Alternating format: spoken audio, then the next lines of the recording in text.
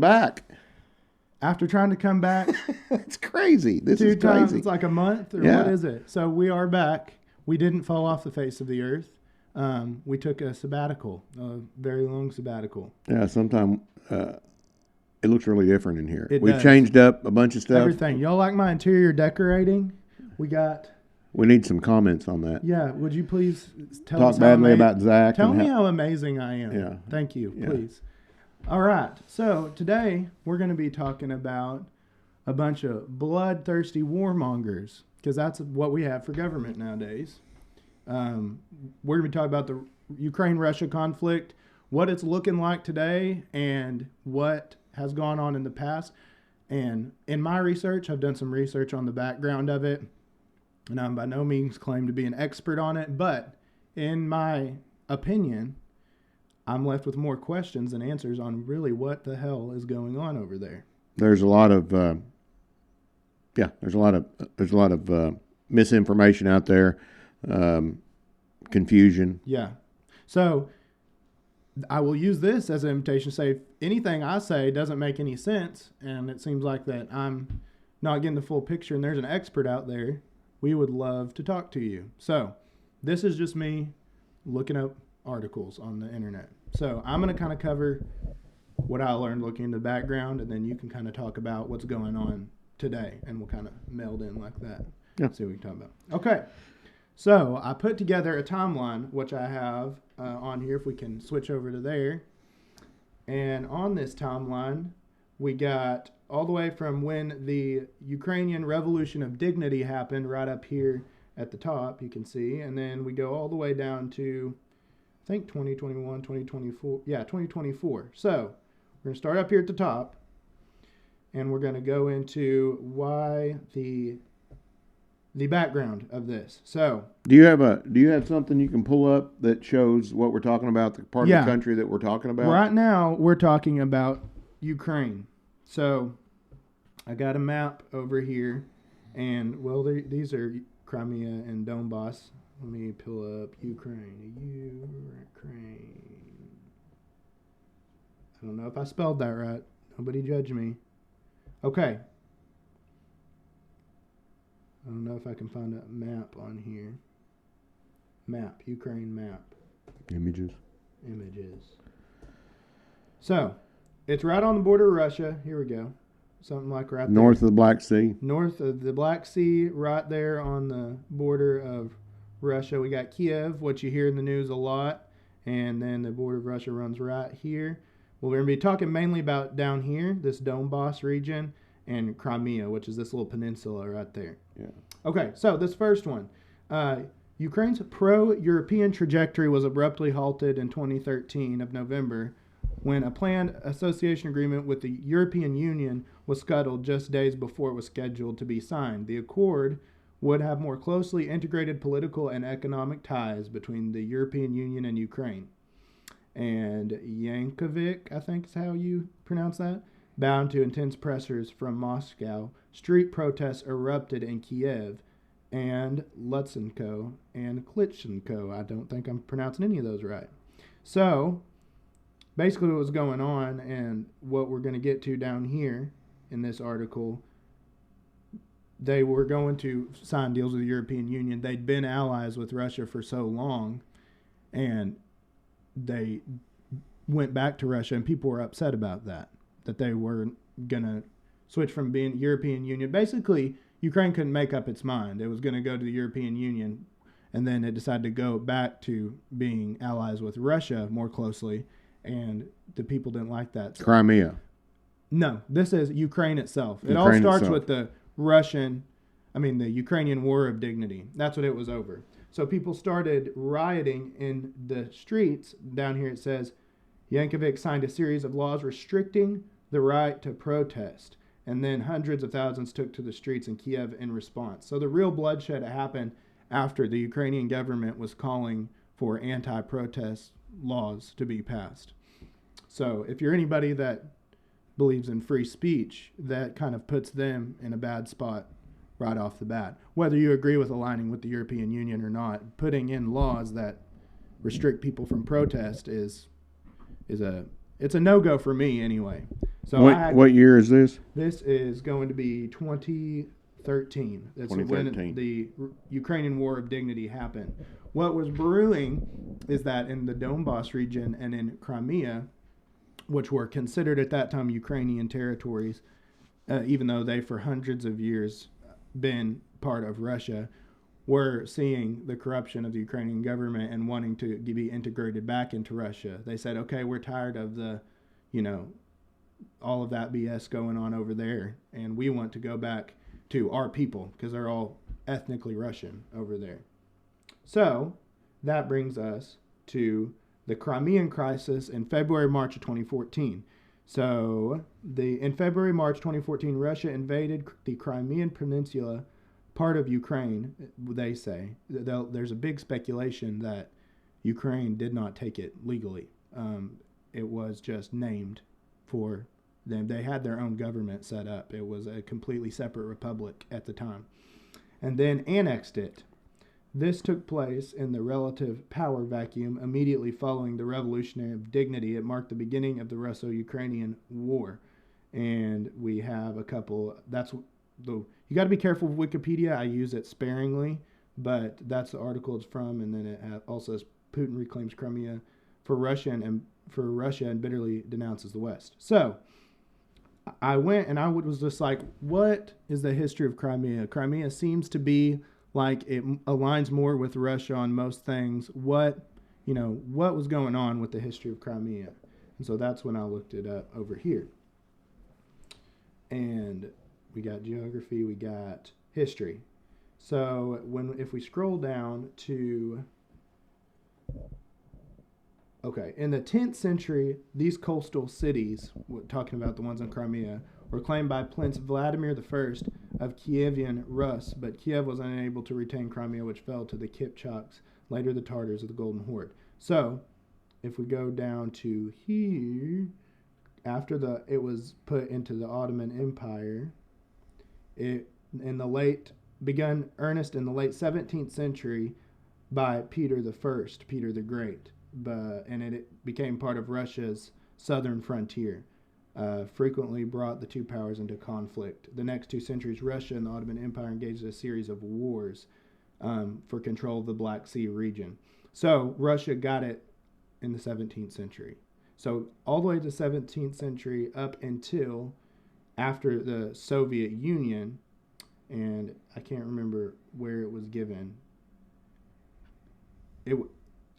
So it wasn't given back to Ukraine. Pledged to transfer its massive stockpile after the Soviet Union around 1997 is when it was claimed for Ukraine. Okay, so after that, we go to March 16th, which is the thing that I'd never heard about. March 16th of 2014. 2014.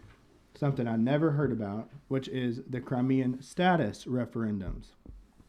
Whenever we're told in the United States about the wars going on between Russia and Ukraine, the main narrative, and you can correct me if I'm wrong, is that Russia was trying to reinstate the Soviet Union. They were trying to come in and do a massive takeover of these lands that were Ukraine's. That's the narrative that's spun. Yeah, Ukraine is a separate country that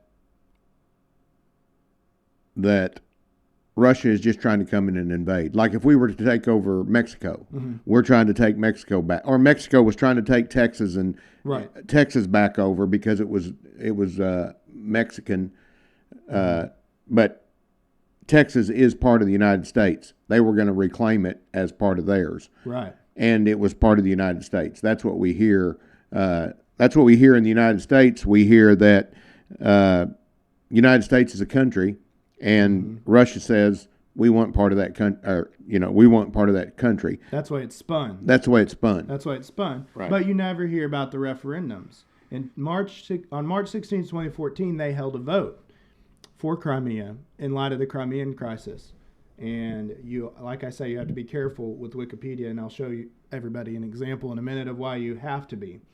So it was a disputed referendum on March 16, 2014, concerning the status of Crimea that was conducted in the Autonomous Republic of Crimea in the city of Sevastopol, and it says both subdivisions of Ukraine, after Russia forces seized control of Crimea. The referendum was held amidst Russia's annexation of Crimea. The referendum asked voters whether they wanted to join Russia as a federal subject or if they wanted to restore the 1992 Crimean Constitution and Crimea's status as part of Ukraine. The final date and ballot choices were set only 10 days before the referendum was held.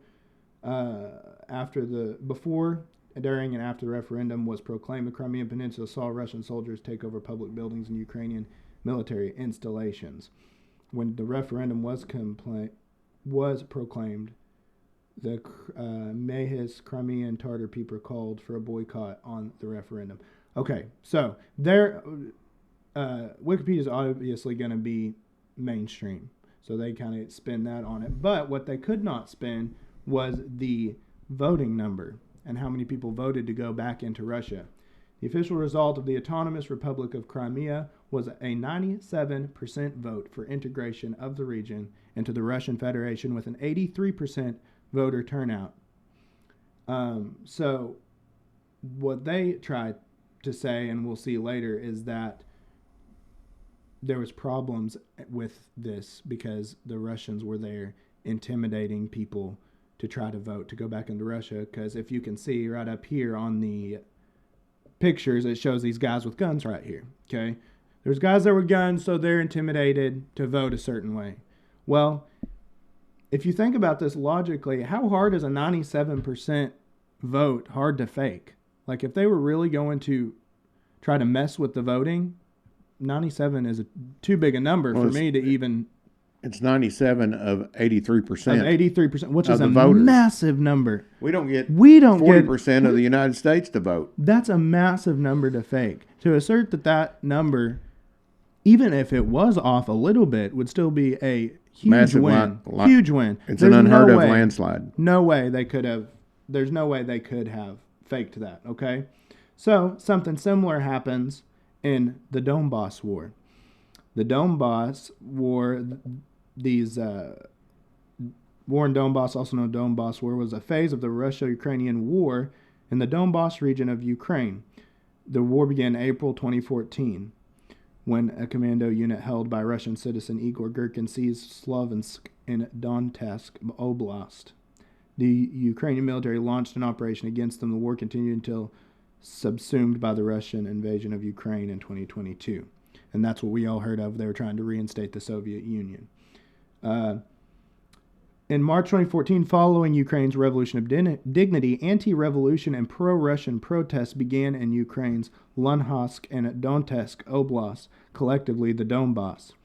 These began as Russia invaded Crimea. Armed Russian separatists composed in large number of Russian citizens crossing the border into Ukraine. This is what I want to point out when people are reading, especially Wikipedia and other outlets that you're provided as fact that are really not. You see all around here, you have citations, 20, 21, 6, 22, by this claim they make, 23 and 5, by this claim. All of these have citations. You get to this one little part where it says that these riots and things were armed Russian-backed separatists composed in large part of Russian citizens crossing the border into Ukraine, and then it says citation needed. That means they couldn't find any evidence for that one claim that they put in there. Somebody inserted that into this article without any evidence that that's true. So just for people to be aware when they're researching stuff like that. Okay? So the Donbass War happens. They do the same thing in Donbass region. The Donbass region was also historically part, and I won't go into that just for the sake of time, but was also historically part of Russia. They're ethnically Russian as well. On May 11, 2014, they had the Donbass status referendums, okay? So they do the same thing in the Donbass region that they did in Crimea. They held a referendum in the Donetsk and Luhansk Oblast as part of Ukraine that together make up the Donbass region. So the results of that, this is another thing, they're questioning the legitimacy of this because Russia was involved in it and was supporting it. But I mean, they lie about Russia all the time and their involvement in elections. They tried to act like they had an involvement in the 2016 election with the Russian collusion, and we know that's completely false. Why would we believe them now? I know that they have the result. The referendum organizer stated that about 2.5 million voted in favor of self-rule, with 256 against, on a turnout nearly 75%. So these results could not be independently verified. So basically they're saying that they couldn't be verified by mainstream people in power. Okay? That's a victory. I mean, 75% turnout with 2.5 million to 256,000 is a huge number to fake. So, in my opinion, I don't know what you think about that, but I feel like it's a massive number to be able to be wrong. Right. If you're going to lie, make it a little bit believable, right. At least to me. Right. What, do you have something? No, go ahead. No. I'm almost done here. No, that's good. You're giving me good information. The Minsk agreements happen after the Donbass. The Minsk agreements. And that was in 2015, wasn't it? There was in the Minsk. There's Minsk 1 that happened in August of 2014, and then there was Minsk 2 that happened later. And I can't find the exact date for that on this article. Right. But they started in 2014, I think 2 was and they started to go together. So this is the text of the protocol right here. So this was to ensure immediate bilateral ceasefire, to ensure the monitoring and verification of the ceasefire. For decentralization of power, including through the adoption of the Ukrainian law on temporary order of local self-governance in particular districts of Donetsk and Luhansk oblasts. And I'm probably butchering these. I'm sorry if the Russians are listening to us. To ensure this is the big one. Temporary order of local self-governmance in particular districts. Okay?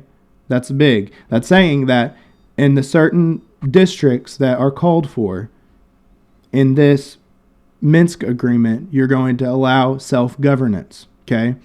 And they had a similar agreement for Crimea. They were going to allow self-governance. Well, it's saying this here, the Donbass region got the same treatment. So basically they were saying, okay, we'll cease fire, but you've got to back off of this region a little bit, okay? You got to back off of Crimea, back off of Donbass, let them do their thing. That's basically what Russia was saying. And there's the rest of them here, but that's the really important one that's being talked about. Okay, that brings us down to March 24th, 2021, when Zelensky says that he's going to take Crimea by force if necessary. And that was a big no-no for Russia. Not only because the democratic process that they already had on there to go back and be reabsorbed, and the people wanted that, and they didn't get that, but they got an agreement of self-governance, not only because of that, but because Russia's never wanted NATO on their border. Right. Ukraine was becoming increasingly in bed with NATO, the European Union, people that Russia does not want involved with. Hey, my personal opinion, I don't want us involved with them. Oh. They are corrupt to the core. So understandable. I get that. He doesn't want them on their border. Then Zelensky does this with Crimea in 2021. That's what really kicked this off and kind of brings us to where we are now. I have a couple of little things to mention with links here. In December 2024, the U.S. urged Zelensky to lower the drafting age to 18 because in 2024 and 2023, Russia started gaining ground on Ukraine. They started winning. Up until that point, Ukraine had come out on top, but Zelensky kept on pressing forward in ways that were considered useless. Like, why would he stay there that long? Mm-hmm. And now the United States not only sending weapons over there and billions of dollars, but now they're saying, hey, kill more of your young kids to go and fight this war that you should come up with an agreement now, like make an agreement now. Kind of shows you where our government's priorities are. And then this was an article about how Russia made gains in 2024. This was an interesting take. This is the Atlantic Council while many commentators are already speculating over the possibility of Ukraine peace talks in the coming months, there is actually very little to indicate that Russian President Vladimir Putin is interested in negotiation settlement. Ukrainian military commanders are certainly not counting on any pause in hostilities and are preparing for a fourth year in Europe's largest war since World War II. Russia held the battlefield initiative through 2024 and managed to make gains at various points along approximately 1,000 kilometer front lines of the war. They were gaining big time. And then it comes out that Ukraine is selling the weapons that we are sending over there, the millions and millions of dollars that we sent in weapons over there. He's selling half of them away to the Mexican cartel. Lots of different places. Mexican cartel is the biggest one. Yeah. The one that we've been most concerned about. Okay? So land air missiles. Yeah, and this is an article that the United States has accused Ukraine of selling American weapons to Mexican drug cartels. Okay? So now we thought this whole time that this was a war over Russia trying to reinstate the Soviet Union and be a dictatorship and take land that wasn't theirs. I don't know if I got my history wrong. Doesn't sound like a dictator Soviet Union would be holding democratic votes and supporting votes of the people to go back to where they want to be.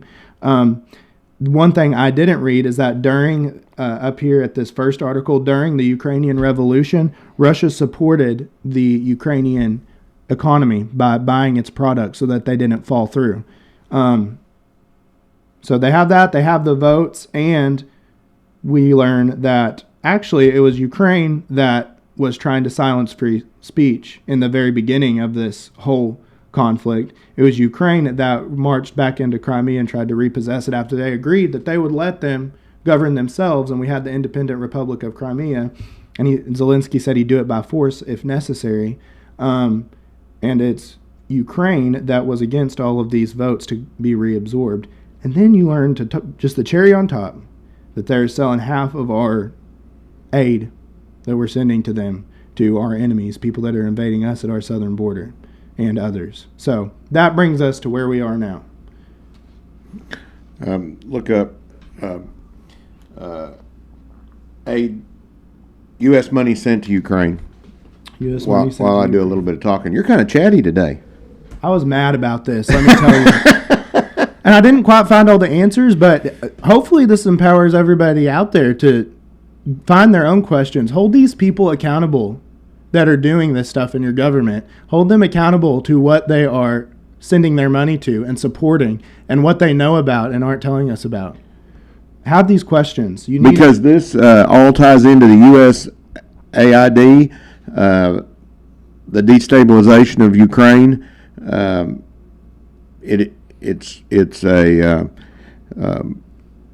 It's a planned thing. It's a planned thing. It's a planned thing. And we have, and don't think it's just the left. Don't think it's just the left. Some of the biggest names in the Republican Party are supporting this too. We had Nikki Haley, who was running for president. We have, what's the eye patch guy? Dan Crenshaw. Dan Crenshaw, who also wants to kill Tucker Carlson, supporting all of this. And they claim to stand for the values that we stand for. And they're the same people that said, hey, Ukraine, lower your age to 18 to be able to drive so we can kill more people. Let's just do that. Anybody that talks about war, that talks about war and is for war as a first reaction is no good. Is absolutely no good. Yeah, and especially if you claim to be a Christian, you really should do a heart check about that. If you think war is the first answer, what were you? U.S. money sent to Ukraine. U.S. money sent to Ukraine. Yeah, you brought up a bunch of good points. One thing is that if you do a deep dive, one good source of information is on TCN. That it's Daniel L. Davis, a lieutenant colonel who that was in the U.S. Army for up until 2021, something like that. Has a lot of good insight into all the goings on. But Zelensky is not a properly elected. No. Yes, he is not properly elected, and that's one reason why there's not a lot of Putin does not want to negotiate with him, because he is not legitimate. Yep. You got some numbers? Yeah, I found total bilateral aid allocations to Ukraine between January 24, 2022 and December 31st, 2024 by donor and type. United States, financial 46.6. I'm assuming is that billion? Right? Is that what that is? Is there a B on it? It says 46.6. That's all it says. I don't know. But Trillion, billion, something like that. Humanitarian 3.42, I think it's billion. 3.42 billion, and military 64.13 billion. Okay. But look, we're at the very top. European Union institutions is right under us. Then you have Germany, United Kingdom, but we look at how much money we have sent over there. Right. Here's the thing that I want to leave us with, and something to chew on.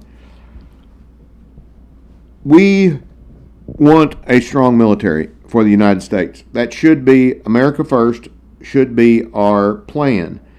And in this process of sending weapons, not only do they strengthen people that are anti-America, like the drug cartel, like you mentioned, but it also strengthens our enemy with the exercise of war. What do you do when you're a basketball player? You go and practice, right? You practice basketball. Yep. Still don't get any better. Well, that's another subject for another day. But you go to practice, and you practice so that you get better, so that you're slightly better, majority better. And that's what Russia has been doing. They've been practicing war. They've been doing, and so has other people in that region been practicing war. We're not practicing war. We shouldn't be paying for other people to practice. You don't go and pay the other team, the other basketball team. If you are Alma, you don't pay Van Buren to get better and sell them, give them money for their practices, and then they give money that you gave them and give them resources to Fort Smith, so that, and then you're left weakened because you don't have as much money, you haven't had as much practice time. That's what's going on. That's one of the things that's going on that's really, and it's depleted our weapons. Yeah. Our weapons are massively depleted, and our funding is massively depleted. And during this whole last 4 to 6 years, our people going into the military has massively gone down. Has gone down massively. Well, because they're seeing what they're seeing, that our military is no longer America first anymore. Hasn't been for a long time. They're on to them. Yeah. We've got neocons and war-hungry, money-hungry people in power that want to send us into war because it lines their pockets. Yes. And this is just another thing to chew on. In the Donbass regions, massive coal mines worth millions and millions of dollars. Crimea is huge for infrastructure. They make millions and millions and probably billions of dollars in tourism and stuff like that. Another thing is that you were talking about the Minsk agreements. Well, in 2015, Russia was only going to take the Donbass region. Now that negotiation is off the table. Yeah. They're all the way up to Kiev. Yep. I don't know the name of the river that runs out of Kiev. Yes. But which will go to the borders of Kiev, which is 2/3 or more of the country of Ukraine. And if Zelensky would have just made a reasonable agreement in 2022, when to something they voted for, to something that they already agreed to, that the people voted for. There's something else very dark and very sinister behind this than what they are presenting. Right. There's some other ulterior motive. And there is no way. Now you'll hear other pundits and experts and CNN and all the Fox News and all these places will have people on that says that Ukraine has a chance to win. They're not going to win. Mm-hmm. They're not going to win. Russia's just getting stronger, and I'm not here to. We're not friends of Russia. No. We're not friends of Ukraine. Not even saying that they've never done anything wrong. Right. Not ever saying that. Right. In their whole history of existence. Yeah. But even in their recent history of existence. Yeah. It is. They are. But what? Not to be completely trusted. No, not to be completely. But what government do you completely trust? I don't trust our government completely. No. Not the one we have today. And today is what? February the 27th? Yeah. 2025. And I don't trust our government today completely. So I came away with this with a lot more questions than answers. But like I stated in the beginning, I think sometimes that's a good thing for people and for people to hold the leaders accountable for what they're telling them, because it just doesn't add up. The narrative that they spun to us that Russia's just marching in unannounced with no anything and trying to take over the world is not what you find whenever you actually look at the data. And I read mostly liberal articles, mostly liberal, left-leaning side of the spectrum. So, well, here's the thing. We shake our finger at other countries, whether it be Russia, Ukraine, whoever, whatever side you're on. We can't take care of our own business. We're trillions of dollars in debt. We can't afford to pay attention. And here we are. If it's millions, if it's trillions, if it's billions, we couldn't find the denomination of the money that was being sent there. Mm-hmm. It's massive money that's being sent over there. Mm-hmm. And we don't have it to give. Yep. We don't have it to give. We need to be taking care of our own business, not wagging our fingers at other people, other countries, and telling them how to do it. When I don't care what side. For the last 4 years, the Republicans have been wagging their fingers. We're going down the tubes. We can't keep it together. Now that there's been a shift in the people in charge, now the other side is wagging their fingers that it's all going downhill. We need to pay attention to our own country. We need to get our own house in order before we go pointing the finger and handing out goodies to the other countries, whether it be Russia, whether it be Ukraine.